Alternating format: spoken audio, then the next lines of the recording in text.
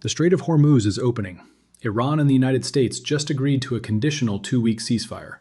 And that single word, conditional, is doing more work than every diplomat in the room. Here's what you need to understand. This is not a peace deal. This is not de-escalation. This is a structured pause with tripwires built into every clause. 20% of the world's oil passes through that strait every single day. When it closes, energy prices spike within hours. When it reopens, conditionally, the market does not relax, it recalculates. The surface read is simple. Two sides agreed to stop shooting and let tankers through. The real read is different. Both Washington and Tehran needed this pause, but for completely opposite reasons. And when two opposing sides need the same pause for different reasons, the conditions attached to that pause become the entire story. What those conditions actually say, and what they deliberately leave out, changes the math on oil, on gas prices, and on every dollar sitting in your savings account right now. Most people will stop at the headline. That is the mistake. The path to this ceasefire started weeks before the announcement. U.S. carrier strike groups repositioned in the Gulf. Iran accelerated uranium enrichment past 60% purity.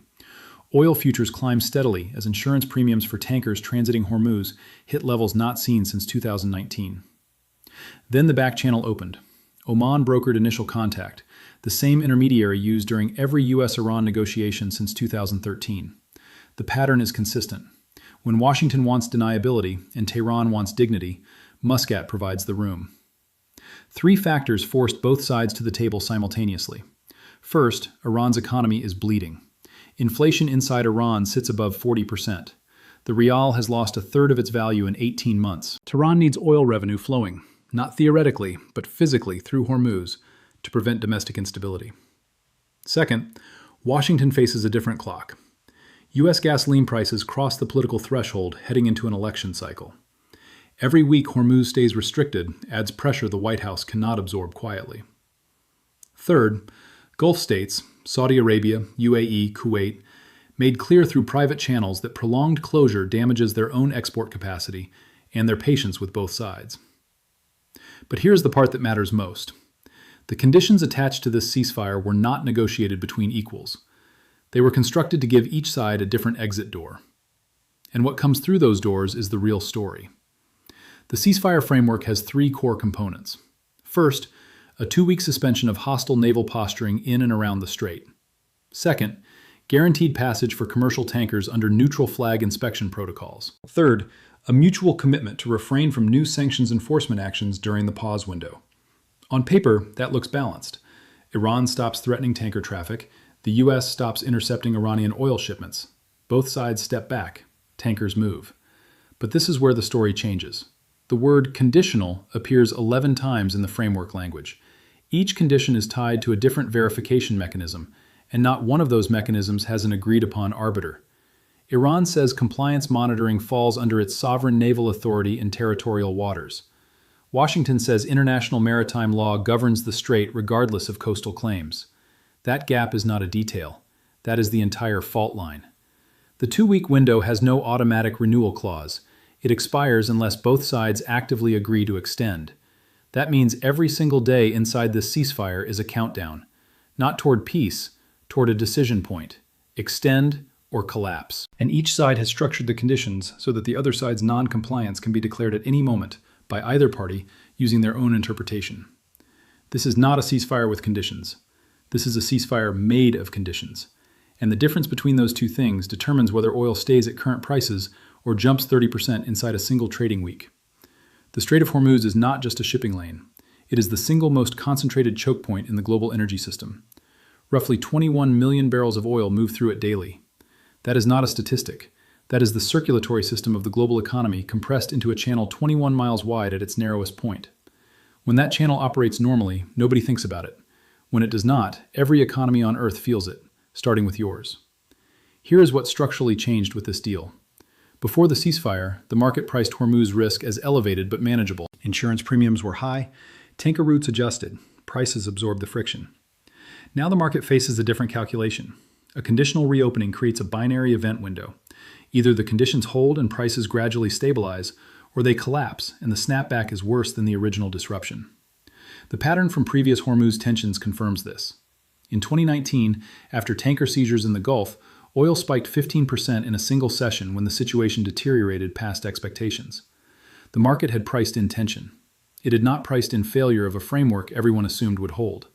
That is precisely where we sit now. The existence of this ceasefire has already lowered oil futures by nearly 4%. The market is pricing in success. If those conditions fracture, and the structural incentives for fracture are significant, the correction will be faster and steeper than the original climb. What the market is not pricing in is what both sides actually want from this pause, and that calculation changes everything. Tehran did not agree to this ceasefire to make peace. It agreed to buy time. Iran's strategic calculus is straightforward. Every week the strait stayed restricted, Iran burned through political capital with Gulf neighbors it cannot afford to lose. Oman, Qatar, and the UAE are not allies. They are economic lifelines. Iranian trade flows through their banking systems, their ports, their re-export networks. Choking Hormuz does not just punish the West, it strangles the intermediaries keeping Iran's sanctioned economy alive. The pause gives Tehran room to reset those relationships while claiming a diplomatic victory domestically. The Supreme Leader's office framed the ceasefire as the U.S. backing down from maximum pressure. That framing is deliberate. It is designed for internal consumption, not international accuracy. Washington's calculation is different but equally self-serving. The White House needed gas prices moving in the right direction before the next monthly consumer sentiment data release. Every tenth of a dollar at the pump translates directly into approval rating movement. This is not speculation. The correlation between average gasoline prices and presidential approval has held within a tight band since 2004. Here is what most analysts are missing. Neither side entered this ceasefire intending to honor it permanently. Both sides entered it intending to use the pause to strengthen their position for what comes after. Iran is resupplying proxy networks. Washington is repositioning naval assets under the cover of de-escalation. The ceasefire is not the strategy. The ceasefire is the preparation phase for the next strategy. And the conditions, those 11 carefully worded tripwires, are not safeguards. They are pre-built justifications for whoever decides to walk away first. But the other side tells a different story. There is a credible argument that this ceasefire is exactly what it appears to be, a genuine first step toward broader de-escalation. The reasoning is not weak. Both economies are under strain. Iran's domestic unrest has not disappeared. American voters consistently rank foreign entanglements below kitchen table economics. Neither government benefits from escalation right now. The rational play, for both, is to let this pause extend, build confidence through small compliance wins, and slowly convert a 2-week framework into a longer-term arrangement. Proponents of this view point to historical precedent. The 2015 JCPOA did not emerge from a single breakthrough. It grew from exactly this kind of structured, incremental framework.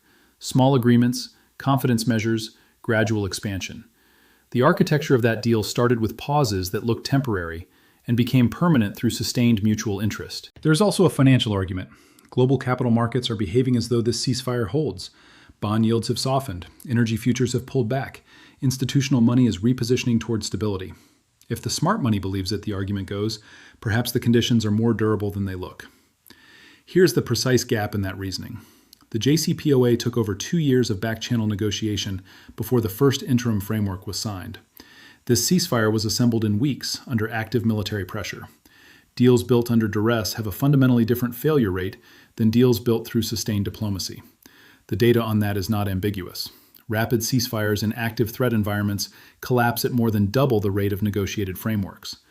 That distinction is not pessimism. It is the historical record. Here's what this means for your money right now. Oil prices dropped nearly 4% on the ceasefire announcement. That translates to roughly 8 to 12 cents per gallon at the pump within 10 days. If you are filling a 16-gallon tank twice a month, that saves you roughly $3 to $4 per fill-up. Not life-changing. But that discount is priced on the assumption the ceasefire holds for the full 2 weeks and extends.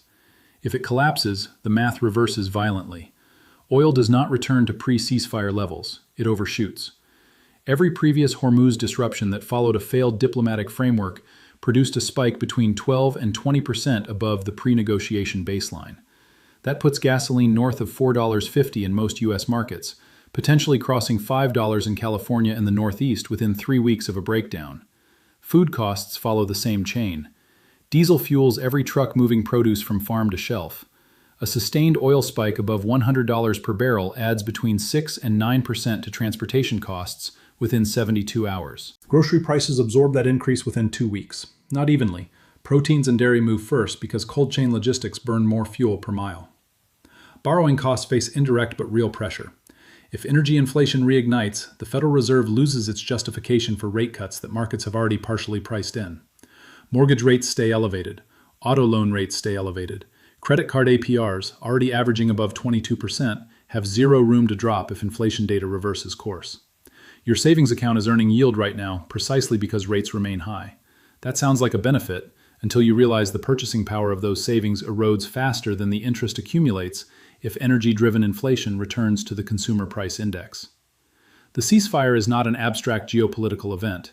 It is a direct input into what you pay for gas next Tuesday, what groceries cost next month, and whether your mortgage rate drops this year. Two scenarios. Both are realistic. The difference between them comes down to those 11 conditions and who blinks first. Short term, next 30 to 60 days. The most probable path is a partial hold. The ceasefire survives its initial 2-week window. Tanker traffic normalizes. Oil settles between $82 and $87 per barrel. Both sides claim compliance while quietly accusing the other of marginal violations. An extension is announced, but shorter than expected, 7 days instead of 14, then another. The framework does not collapse, it degrades. Each renewal comes with tighter conditions and louder accusations. Gas prices drift down modestly, but never reach the levels the market initially priced in on the announcement. Midterm, next 3 to 6 months. This is where the paths diverge sharply. Escalation path. One side declares a condition violated. Probability sits around 55% based on the historical failure rate of rapid ceasefires under active military posturing. Iran resumes naval harassment operations. The U.S. reactivates sanctions enforcement interdictions. Oil crosses $105 within a week. Gas prices break $5 nationally. The Fed pauses all rate cut discussions indefinitely. Mortgage rates climb back toward 8%. Consumer sentiment collapses into recession-level readings. De-escalation path. Both sides find enough mutual economic pain to keep extending the framework, probability around 45%. Oil stabilizes in the low 80s. Gas prices settle near $3.50 nationally. The Fed gets enough cover to execute one rate cut by Q4. Housing activity picks up modestly. This path requires something neither side has demonstrated: sustained restraint with zero domestic political reward. The pattern is clear. Conditional ceasefires and strategic choke points do not resolve. They buy time. The question is never whether the conditions hold permanently. The question is what both sides build during the pause, and which side is better positioned when it ends. That clock is already running, 14 days. Watch what moves under the surface, not the headlines. That is where the real story breaks next. If this analysis gave you something you will not get from the evening news, subscribe now. The next video covers what both sides are doing with the time this ceasefire just bought them.